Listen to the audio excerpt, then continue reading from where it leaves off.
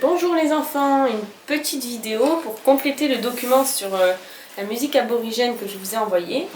Donc aujourd'hui on va parler du didgeridoo. Donc le didgeridoo c'est quoi? C'est un instrument à vent, donc ça veut dire qu'il faut souffler dedans pour en jouer, mais qui fait aussi partie de la famille des cuivres. Donc à l'origine, cet instrument était creusé naturellement dans le bois d'eucalyptus par des termites. Les termites, ce sont des petits insectes qui grignotent le bois. Donc elles grignotaient tout un tronc d'eucalyptus et les aborigènes s'en servaient comme instrument de musique. Les aborigènes, ils s'en servaient lors de cérémonies secrètes pour accompagner des chants et des danses. Il existe différents didgeridoo, donc ils peuvent être différents par leur taille, plus ou moins long. Donc le mien est aussi grand que moi, mais il en existe aussi des comme ça. Mais aussi ils peuvent être différents par leur forme. Ils peuvent être tout droits comme ça ou avec des formes un peu plus courbées, comme on peut voir sur ces images. Alors le didgeridoo se compose de 3 parties principales. Donc ce trou-ci qui s'appelle l'embouchure, puisque c'est là qu'on va mettre sa bouche pour en jouer. Dans embouchure on entend le mot bouche. Ensuite tout ceci qu'on appelle la longueur, donc ça va de soi comme nous. Et enfin l'ouverture qu'il est en bas pour faire ressortir le son, qu'on va appeler pavillon. Ils sont décorés avec des peintures aborigènes, comme on a vu dans l'autre document. Donc, ce sont des petits points de couleur très serrés, qui font des formes. Alors, le didgeridoo ne fait qu'une seule note.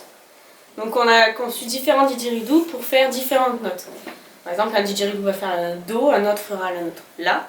Par contre, sur un didgeridoo, on peut faire la note plus ou moins aiguë en fonction de comment on va faire vibrer ses lèvres pour jouer, comment on va utiliser sa mâchoire, ses joues, sa gorge et ses cordes vocales. Les cordes vocales, c'est ce qu'on a dans la gorge qui nous permet de produire des sons et parler. Le didgeridoo peut rappeler les boomwalkers, les tubes en plastique que l'on avait utilisés en chorale. Vous vous souvenez, il y en avait un par note, de différentes tailles, et en fonction de leur taille, ils faisaient différentes notes. Et on faisait toute la gamme, comme ça, do, ré, mi, fa, sol, la, si, do. Et bien là, c'est pareil, il existe différents didgeridoo qui font différentes notes.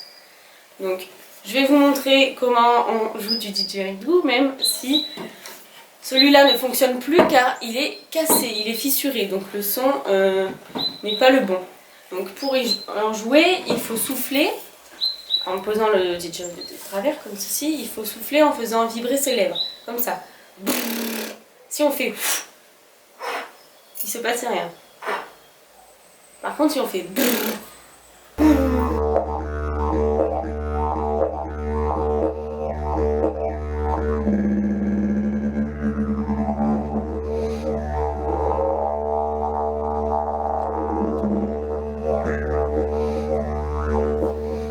voilà, donc vous avez pu entendre le vrai son d'un didgeridoo. Donc il existe plusieurs sons en fonction de la note qu'il produit comme je l'ai dit avant.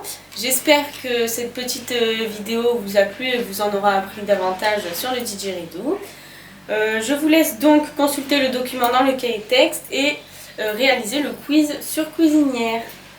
A très bientôt!